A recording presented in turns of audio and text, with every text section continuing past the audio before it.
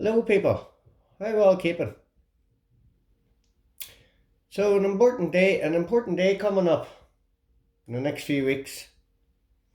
It's that day there, 1st of July 2024, Phoenix Park, at the back of ours in Icteron, the big White House. 1 p.m. It'll be a day of celebration, celebrating our Declaration of Independence and our Independence Day, when we finally give ourselves a written constitution. See, enacted by the people on the 1st of July 1937, in operation from the 29th of December 1937. And we want everybody to wear their county colours, whether it's Cork, Dublin, Kilkenny, Mayo, Galway, Wexford. Bring your tricolour. And if you have one of these gold plates, the gold standard of Irish law, the golden plates, as Fiona's calling it, bring it along with you, along with your tricolour and your county colours on your back. Okay?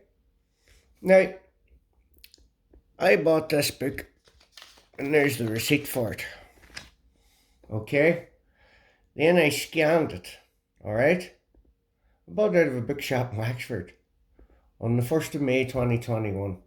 And I do believe if I didn't buy this book, nobody would have ever heard of this book or seen this book, because I was looking, I knew the significance of it.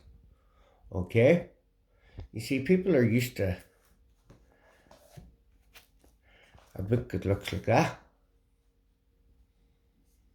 or a book that looks like that with harps on it, and all caps, and then Constitution of Ireland in brackets. Pretty much the same here, all caps and Constitution of Ireland. It's a blue book too. Not a natural colour, is it? That's 50 articles too. This is 63 articles, the original articles written in that text. That's Clogh Gaelic, Irish font, Irish script and orthography. Okay? And then this is in brackets, which removes that off the page. So it does. I'll just show you. Just removes it off the page. So that's all you're seeing there. That's all you're seeing on that page there. That's only text. It's by law. I can prove this beyond doubt. Chicago Manual of Styles. Page 575 in the 17th edition, I think. In the 16th edition, page 575, I think, and page 666 in the 17th edition, or vice versa. And it's called ASL, which is that American Sign Language, or BSL, British Sign Language, which is a sign gesture. There should be hyphens in between that, a hyphen in there and a hyphen in there, and that would make it ancient Latin. But that is what's known as debased Latin, because they've removed the hyphens from in between the capitalized letters. So that joins that all up as one big word, and it's Babel. Whereas that is an ancient indigenous text. Goes back over 2 millennia. And it is a form of Latin. Okay? And then you go down here. And that's the adoption date by the people on the 1st of July 1937. And then you go down here and that's in brackets. So anything in brackets has nothing to do with what's on the page. Okay? Really? Same here, in operation from the 29th of December 1937. See? in brackets, removing it off page. Now then you go down here. éıꞃe. Dublin. Dublin's in all caps. Dublin's in all caps. Okay, and then you go down in here. Right? Published in the stationery office. So the Irish tax takes supremacy, it comes first, okay? And note, there's no royal standard. That's the royal standard on the bottom left hand corner of the British Empire, the royal standard. The King or Queen of England, that's in the bottom. Yellow or black, royal blue background and a yellow harp. Okay? It's not on that. Yeah? Bun, primary, law, of, and belonging to éireadh. So we're the heirs of éireadh. éireadh. So that's the receipt there, folks. You see? That's the receipt. Paid on the 1st of May. So what I done was, I got the book, the original book, and took pictures of it, and cropped it, and put it in the PDF form. And made sure I had it circulating for at least 6 months so it wouldn't have been taken off. And that happened back then, and here we are now in 2024, and the country's talking about this beautiful book, because they see the significance in it. You see, it is the rule of law. Whereas everything else, this here, is a working definition of that there. Okay? And this was the draft book, written in the same text, you see? Draft, Bonracht, okay? As approved by Dáil Éireann on the 1st of July, that date there, 1937. And then on the 29th of December, 1937, they brought out the Constitution, the enrolled version, the codified, enrolled, national, written Constitution of and belonging to we, the people of éireadh. Okay? You see, one of the most important things a sovereign state can do is issue its own coinage.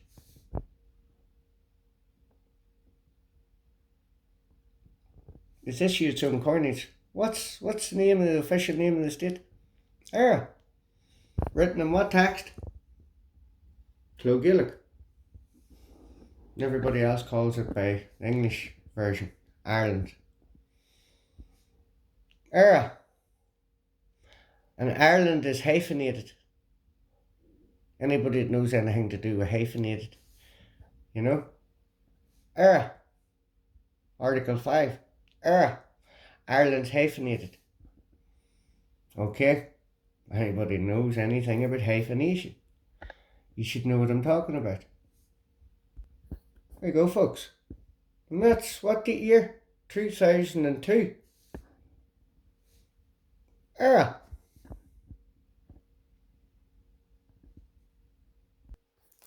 So you're all wondering where I'm going with this, and I'm going to explain. That was approved by the people and passed. It came into operation and was this. And this is an extract of it. And this is the original English and the original Irish. And we're going to specifically focus on Article 28.3.3. This part here. Nothing in this Constitution shall be invoked to invalidate any law enacted by the Oireachtas which is expressed to be for the purpose of securing public safety and the preservation of the state in a time of war or armed rebellion, or to nullify any act done or purporting to be done in pursuance of any such law. Full stop. That's 28.3.3 in the original jurisdiction. This is the original jurisdiction here. Okay? This takes supremacy over every other version of the Constitution ever written. And that is the exact same as that. 1, 2, 3, 4, 5.5 lines. 1, 2, 3, 4, 5, 6, 7, 8, and a wee bit. Okay? Right? So, on the 2nd of September 1939, World War II broke out. Okay? And there was an emergency meeting called in the Dáil, or Andal, and the Shannon. They were all called in. It was a Saturday. And it started around about 3:30 in the afternoon. And they worked right through until Sunday morning, to about 4:15 in the morning, passing emergency legislation. Okay? Which is within this book. Okay? And it's, hold on, I'll show you now what this book is. Okay?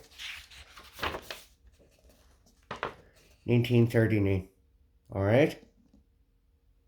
Yeah? The 25th of October, 1939. So this is the minutes for the beginning of the Second World War and leading up to it. Okay? Official. Okay? So here we've jumped to the First Amendment of the Constitution Bill 1939, second stage. Question proposed that the bill be now read a second time. The Taoiseach, a correlate. This amendment is required to resolve a doubt in which has arisen whether, under Article 28 of the Constitution, a time of war means any except one in which the state is actually participating in as a belligerent. My view was that a time of war, as defined in the Constitution, as defined in the Constitution, covered an emergency of this sort. Okay? An emergency such as we are facing now. However, if we get from the Oireachtas the powers that are sought in the bills that are now before you, because the bills before them was only written in English alone. The bills that are now before you, it would not do at any time the possibility of legal action being taken. Well, why would the government be worried about legal action being taken? Questioning the validity of any orders that may be issued on the ground that such powers were not contemplated at the time of the enactment of the Constitution. There. Okay? And there. Alright? In the enactment of the Constitution, and that therefore any act that might be taken would be ultra vires, and that the powers we seek would also be ultra vires. Ultra vires is a Latin term for illegal. So what they were doing was illegal. So what were they doing then? To remove that doubt. We want to include in the phrase time of war a time when an armed conflict is taking place, which an armed conflict might menace the vital interests of the state. It has been suggested in the Dáil that the moment you leave it to a majority of both houses, Fianna Fáil, Fine Gael and the Green Party, of their Oireachtas to determine when a time of an emergency of this sort exists, you make it possible for a majority in both houses of the Oireachtas to suspend the Constitution. And that therefore, there is nothing to prevent an unscrupulous party with a majority in both houses from changing the Constitution even in accordance with law. Apart from normal times, I think it must be recognised that in certain times of emergency, it is essential for the service of the state to execute, or that the executive, should be furnished with ample powers to face any contingency that might arise. I notice that an amendment has been suggested which tries further to define a time of armed conflict as a time when a member of the British Commonwealth of Nations would be engaged in war. England's engaged in war at the minute, everywhere in the world. Ukraine and Israel, places like that. I do not think, however, that it would cover possible emergencies. One can visualise a case in which, let us say, Canada, so replace Canada with USA, might be a war in the East. Well, in the East being Israel and Palestine and places like that, and the war might not in any way affect our vital interests. Neither would it be much help to suggest that because Great Britain, let us say, were in a war defending her own interests in the East, such a war might menace our vital interests, even if Great Britain were engaged in a European war. Fast forward, 1939, 2nd of September, till June 2024, and what's happening? That might not necessarily affect our vital interests, neither it did. But one can easily visualise circumstances in a particular war, although might not menace our our territory, actually might affect our vital interests. So there you go, folks. That was that wee bit. And it's interesting reading on ahead, you know what I mean? But I'll not go into it. So what they were doing is ultra vires. And the powers that they seek were ultra vires. So to remove that doubt, we want to remove, so they can't be prosecuted. So that only leaves one thing that they can be prosecuted under, and that is Article 39 of the Constitution, which is treason. But leaving that aside for the minute, this is what they done, okay?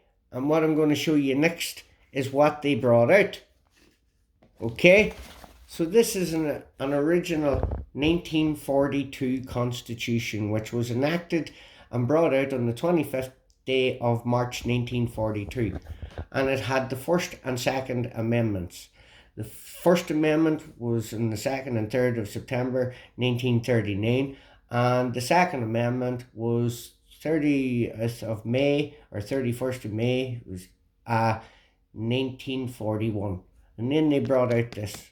The Second Amendment was to tidy up the articles. Well, they just butchered them and they replaced the indigenous tax. So this became a working definition of the rule of law.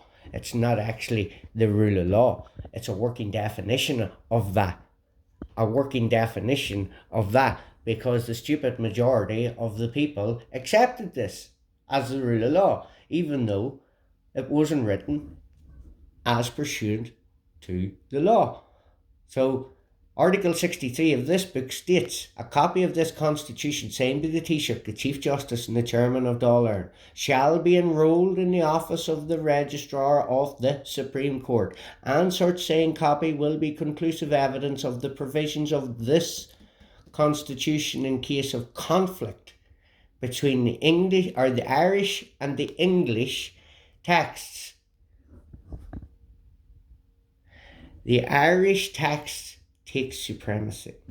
Okay, so that's Article 28.3.3. Okay, and in this book here, they brought out 28.3.3, and it is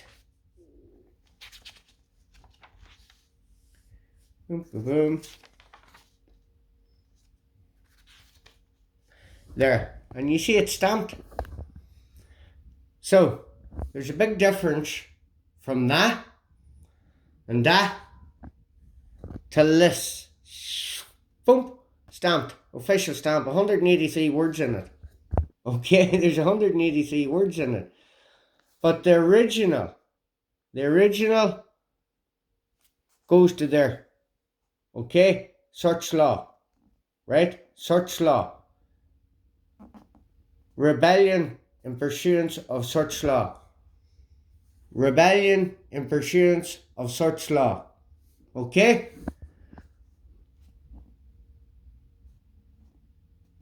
And then it says, in this subsection. So I'll get it out of this in here so you can see it a wee bit better. Sure will. I get it out of this R1 So here's another copy. So that's the subsection. So that's what they added in.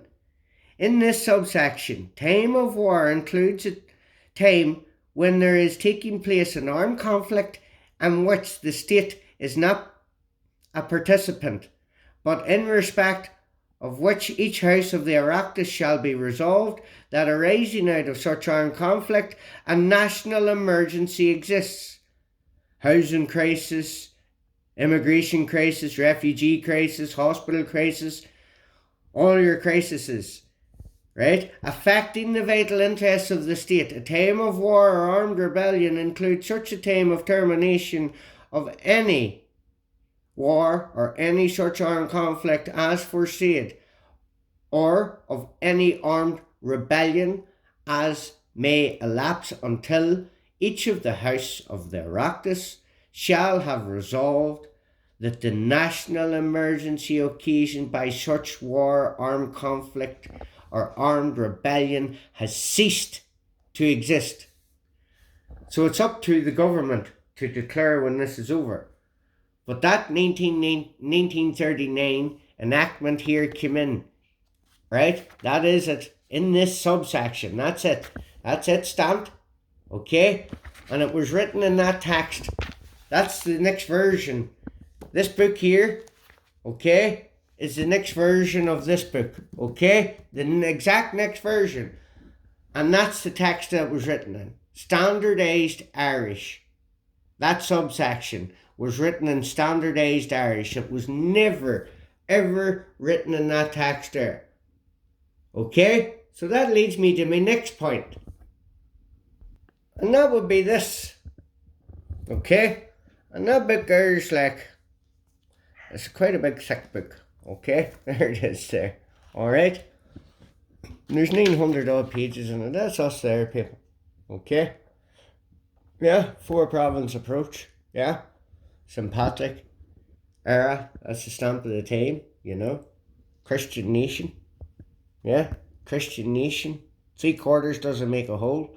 We need the other quarter in there to make it a whole again, you know?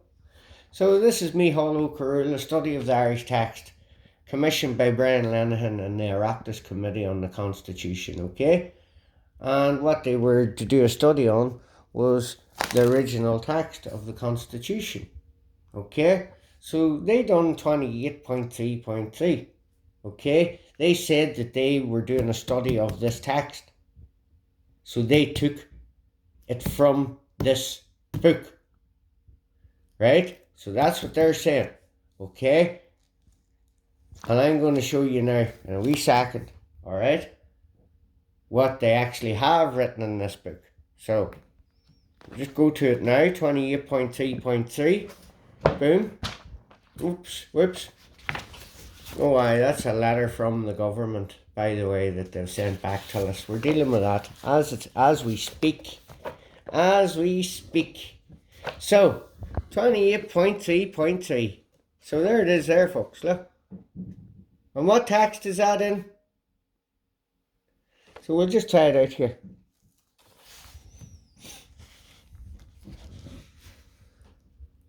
Hold on, that's 28.1, okay? Right, so we'll get to 28.3.3, which will be here. Oh, look at that. Look at that. Look at that. Now, do you see what I'm trying to say, folks? I'm going to show you now, okay, exactly what I'm saying. Alright? Just bear with me. Not 28.3.3 there, right? 28.3.3. Okay, 0.3.3. Alright? 3, 1, 2, 3. 28.3.3 is not that. That's not it. Now, it starts off all the same. As you can see there, you'll be able to read it. Okay? You'll be able to read it. So that was never ever written and enrolled in the office of the Registrar of the Supreme Court in that text. Because that was the only constitution, bar the draft constitution, that this text was ever used. Then they came out with, as I say, the First Amendment and the Second Amendment. And you'll see it here on the front of the page. I'm going to show you it here now. There it is there. See that? First Amendment of the Constitution Act 1939. Second Amendment, the Constitution, 30th of May 1941. I was correct. In operation from the 25th day of March, wherever it is. Boom, boom, boom. 25th day of March. There. 25th day of March 1942. So, alright? Now, that's what was put in, which is what is known in this subsection, okay? In this subsection, which is known, there it is there, alright? Which is known as an artificially extended meaning of the time of war. And they have kept us in a perpetual state of war under false pretenses via emergency and crisis and crisis. And they've written it in that Irish and that Irish alone. That's the Irish that was written in there, standardised Irish. Standardised Irish, this is the 1972 original. Okay? Yeah? Like you can see the price in that, 1 shilling, you know? And that was never ever written in that. So where are they getting this from? To translate it, to use it. There it is there, folks. Look. Where are they getting all that big long thing there? 1, 2, 3, 4, 5, 6, 7, 8, 9, 10, 11, 12, 13, 14, 15, 16, 17, 18, 19, 20, 21, 22, 23, 24, 25, 26, 27, 28. 1, 2, 3, 4, 5, 6, 7, 8, and a bit. So there's 20 more lines. Which gives the government full dictatorial role under Article 24 of the Constitution, abridged with Article 23.1.1 of the Constitution. So, and there's only one thing that the government are not immune from, and that's treason. And I think that is Article 15.13. 15.13. I'll hold on there and I'll just say 15.13 of the Constitution should say, except treason. There it is there. The members of the houses of each house of the Oireachtas shall, except in case of treason as defined in the Constitution, felony or breach of the peace, be privileged from arrest and going and returning from while within the precinct of either of the houses amenable to any court or authority other than the house itself.